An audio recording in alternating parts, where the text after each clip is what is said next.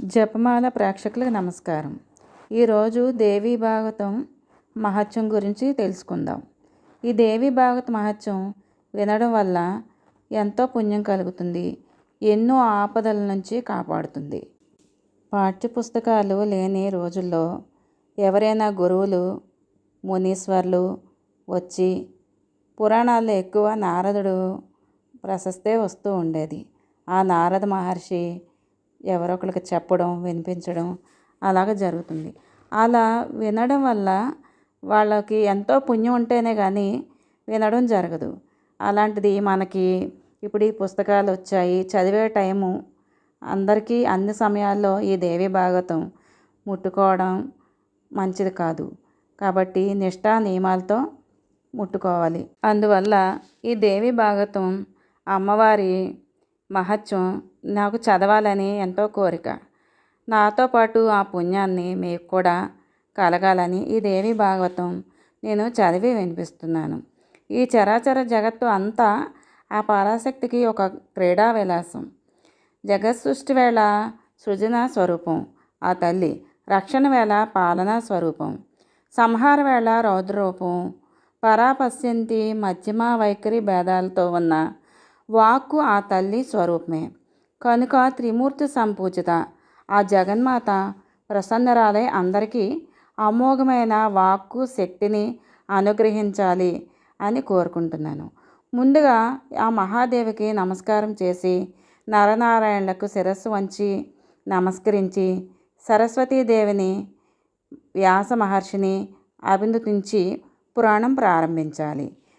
నైమిషారణ్యంలో సమావిష్ణులైన ఋషులందరూ సూతుడిని సవినయంగా అభ్యర్థించారు. సూత మహర్షి, నువ్వు 100 సంవత్సరాలు జీవించు. వ్యాసుడు శిష్యుడు, మహామతి, ఎన్నో పుణ్యకథలు మాకు వినిపించావు. ఎంతో మనోహరంగా చెబుతున్నావు. విష్ణు కథలు చెప్పావు, అవతార గాథలు చెప్పి వర్ణించావు, శివుడి చరిత్ర వినిపించావు, భస్మ రుద్రాక్షలు మహిమలు వివరించావు. అన్నీ భక్తి శ్రద్ధలతో విన్నాం. నీ పుణ్యమాని జ్ఞానం, ఆనందం పొందాం. ఇంకా ఇప్పుడు పావనాల్లోకెల్లా పావనము, అనాయాసంగా భుక్తి ముక్తి ప్రదము ఆయన ఈ మహాపురాణం నీ ముఖత వినాలని అనుకుంటున్నాం. దయచేసి అటువంటిది అనుగ్రహించు అని ఈ మునీశ్వర్లు, సౌనికాది మహామునీశ్వర్లారా నేను చెప్తాను వినండి అని చెప్పడం మొదలుపెట్టారు. అడగవలసింది మీరు లోకహితంగా అడిగారు. మీ కోరిక తప్పకుండా నేను నెరవేరుస్తాను. సర్వశాస్త్ర సారం, పరమ పావనము ఈ దేవి భాగవతం వినిపిస్తాను. శ్రద్ధగా ఆలకించండి. ఇది చెవిన పడడం వరకే.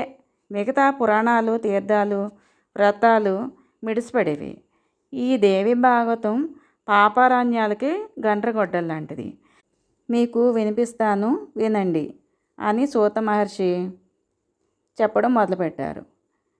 ఈ లోపల సూత మహర్షిని, తప్పకుండా వినిపించండి, కానీ మాకు కొన్ని ప్రశ్నలు ఉన్నాయి. భక్తి శ్రద్ధలతో వింటాము, విని తరిస్తాము. ఆ పురాణం ఏంటి? దాన్ని వినడం వల్ల ఏ నియమాలు ఉన్నాయి? ఎన్ని రోజులు వినాలి? ఏ పూజలు చేయాలి? లోగడ ఎవరెవరు విన్నారు? ఏమేమి ఫలాలు పొందారు? ఎవరు వినిపించారు?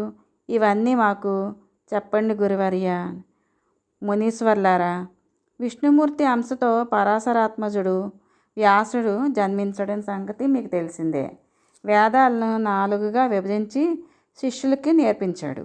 వేదాధికారం లేని వారికి ధర్మజ్ఞానం ఎలా కలుగుతుందా అని ఆలోచన చేసి పురాణ సంహితలు రచించాడు. శిష్యుల ద్వారా ప్రచారంలోకి తెచ్చాడు. అష్టాదశ పురాణాలు రచించాడు.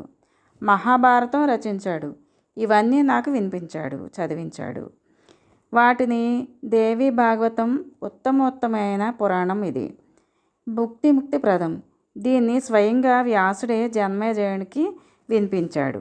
ఈ జనమేజయుడు తండ్రి పరీక్షిత్ మహారాజు. ఒక మునిశాపం కారణంగా అతను దుర్మరణం పొందాడు. అది సర్పం వల్ల, తక్షక అనే సర్పం వల్ల దుర్మరణం పొందాడు.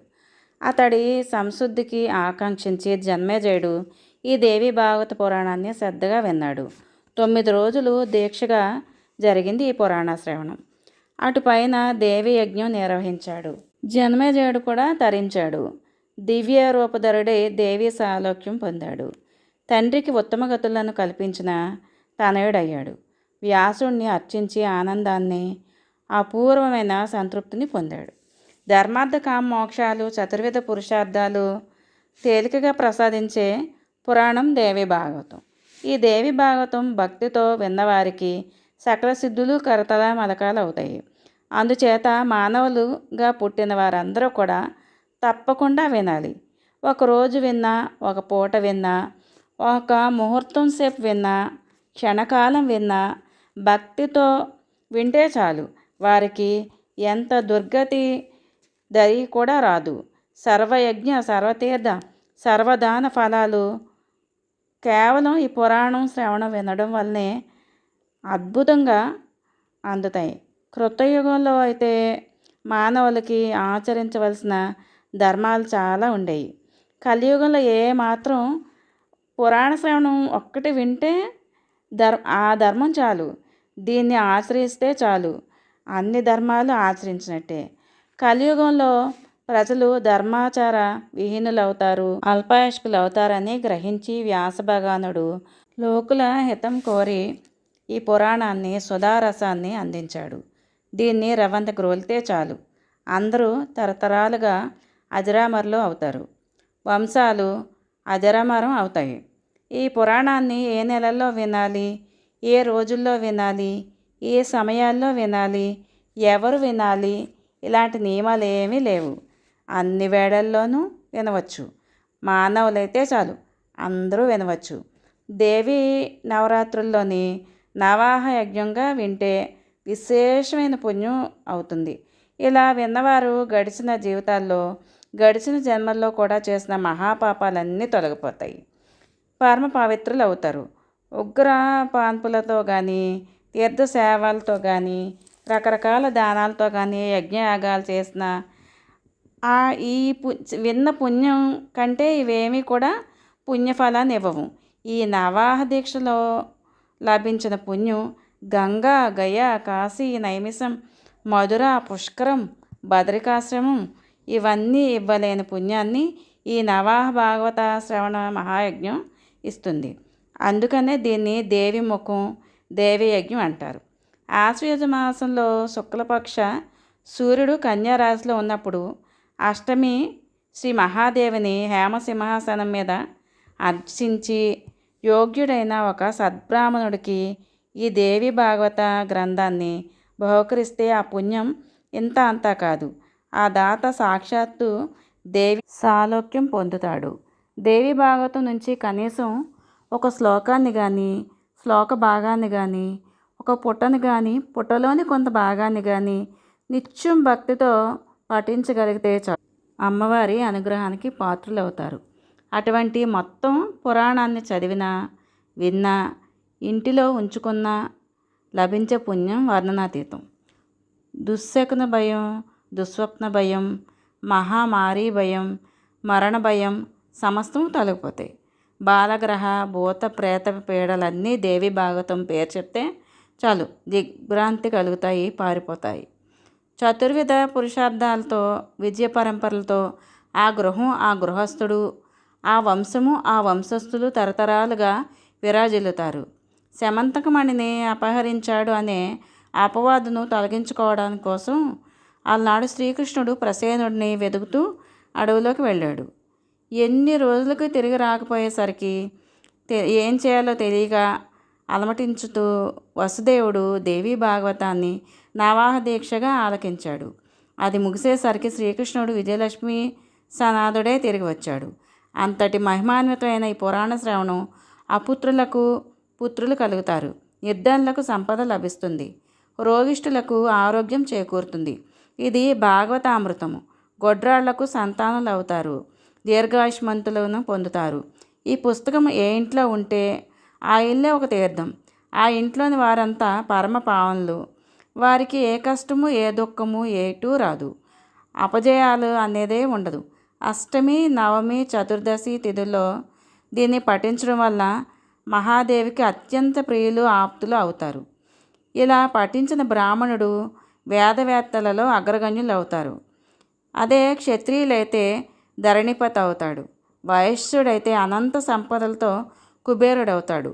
శూద్రుడు సంఘంలో ఉత్తమోత్తముడవుతాడు, పరమ పూజ్యుడు అవుతాడు. సూతుడు ఇలా చెప్పేసరికి శౌనకాది మహర్షులు మరొక ప్రశ్న వేశారు.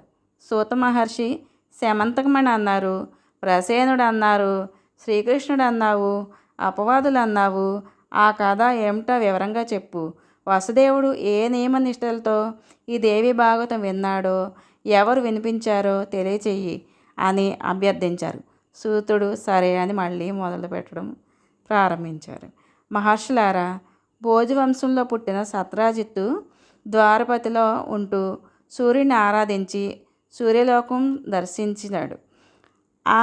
అతడిచ్చిన శమంతకమణిని తీసుకొని సగర్వంగా ధరించి మరో భాస్కరులాగా చక్కగా సూర్యులాగా వెలుగుతూ ఉన్నాడు. ఒకరోజు శ్రీకృష్ణుడు సత్రాజిత్తుని ఆహ్వానించి తన సుధర్మ సభలో అందరి ఎదుట అతిథి మర్యాదలు జరిపించాడు, సన్మానించాడు. ఈ సందర్భంలో అతడు తన శమంతకమణి గురించి అందరికీ వివరించాడు. దాన్ని సూర్యుడు బహుకరించాడని, రోజుకి 8 బావురులు బంగారం ప్రసవిస్తుందని, రోగపీడితులను రోగాల నుంచి రక్షిస్తుందని చెప్పాడు. అందరూ విని ఆనందించి ఆనందంతో వారిని అందరినీ పంపించాడు. ఇక సత్రాజిత్తు సోదరుడు ప్రసేనుడు ఒకరోజు ఆ మణిని తను ధరించి అడవిలోకి వేటకు వెళ్ళాడు. అక్కడ ఒక సింహం ఆ మణిని మాంసపు ముద్ద అని ప్రసేనుడిని సంహరించి అపహరించింది.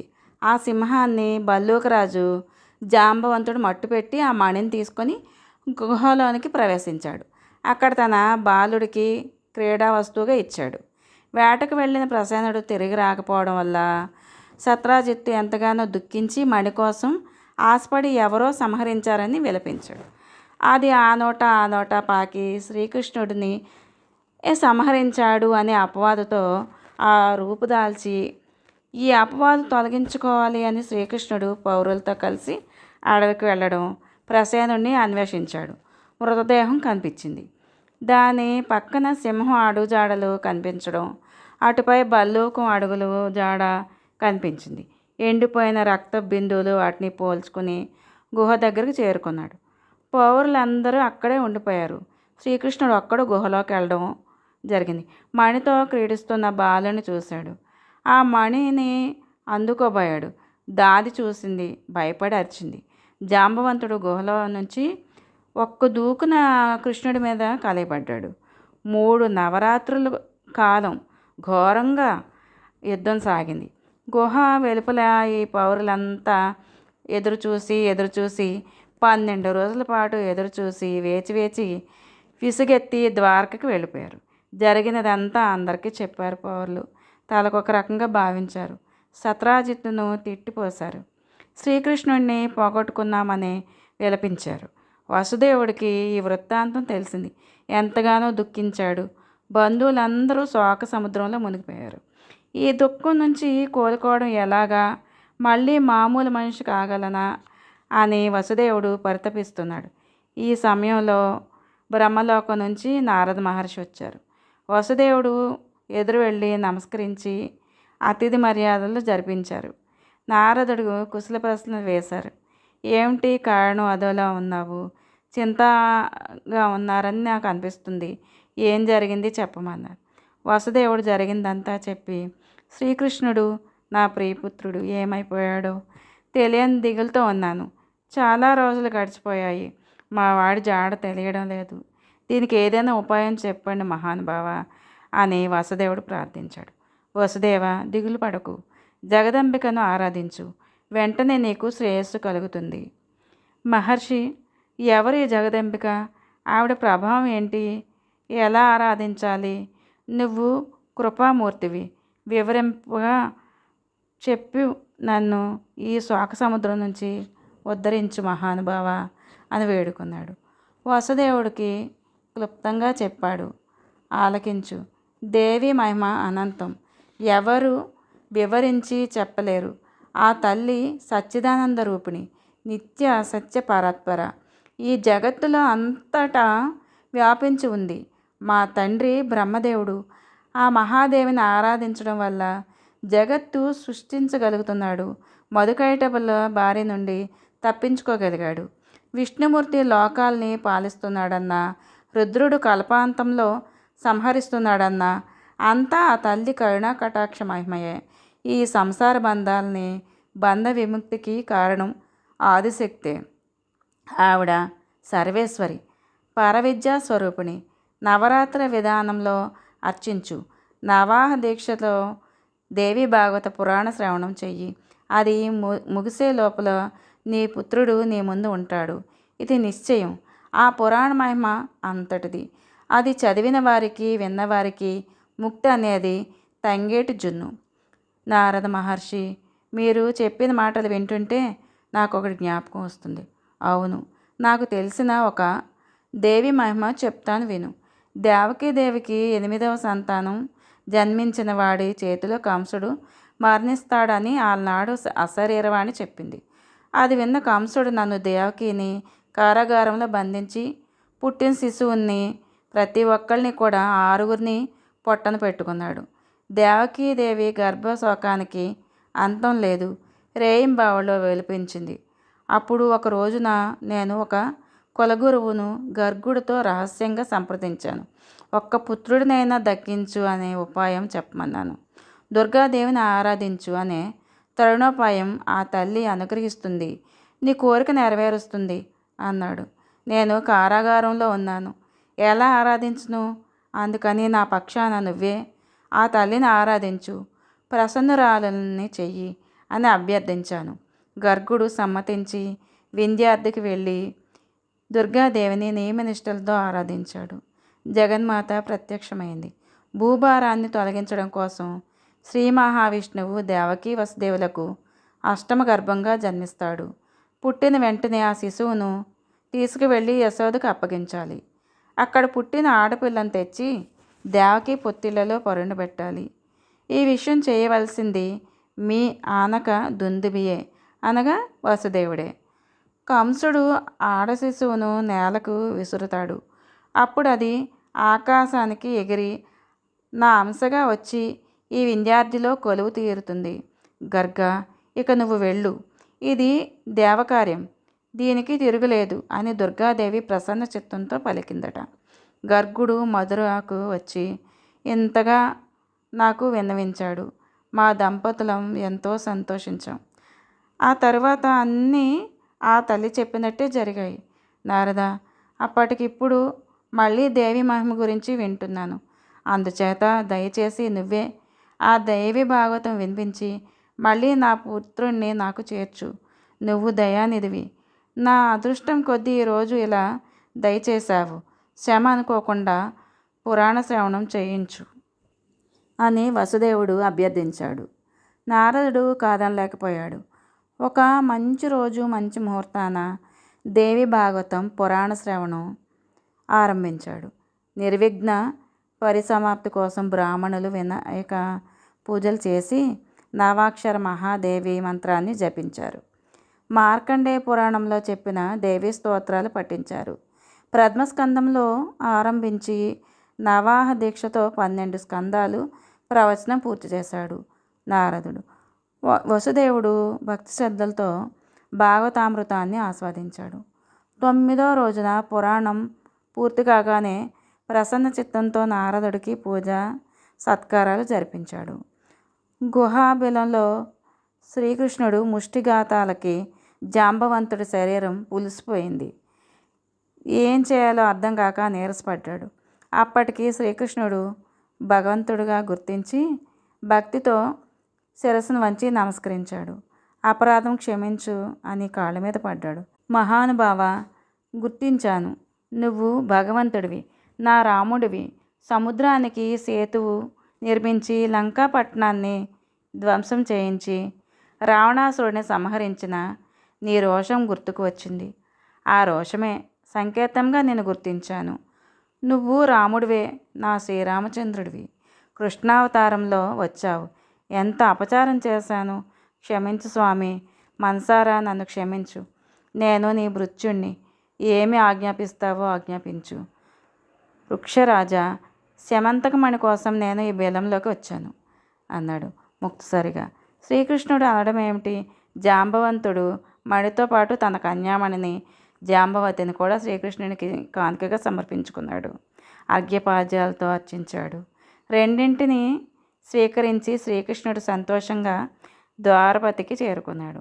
దేవి భాగవత శ్రవణం పూర్తి చేసి నారదుణ్ణి సత్కరించి నిలబడ్డ వసుదేవుడికి కళ్ళకి గుమ్మంలో శ్రీకృష్ణుడు శమంతకమణితో కన్యామణితో కనిపించి కనువిందు చేశాడు. వసుదేవుడికి తను పులకించి కన్నుల్లో ఆనంద బాష్పాలు.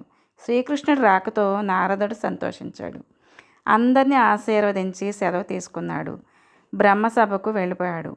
సౌనకాది మహామునులారా, ఇది హరిచరిత. దీన్ని చదివిన వారికి విన్నవారికి అపవాదులు అపశయస్సులు తొలగి సుఖ సంతోషాలు పుష్కలంగా లభిస్తాయి. కోరికలన్నీ తీరతాయి. జన్మాంతరంలో ముక్తి లభిస్తుంది అని చెప్పారు. ఇది చదవడం వల్ల వినడం వల్ల కలిగే పుణ్యాన్ని మీకు తెలియచేశాను. మీరు ఇది నేను మొదలు పెడుతున్నాను. ఇది పూర్తిగా వినండి. మీరు విని ఆనందించండి. శ్రీమాతార్పణమస్తు.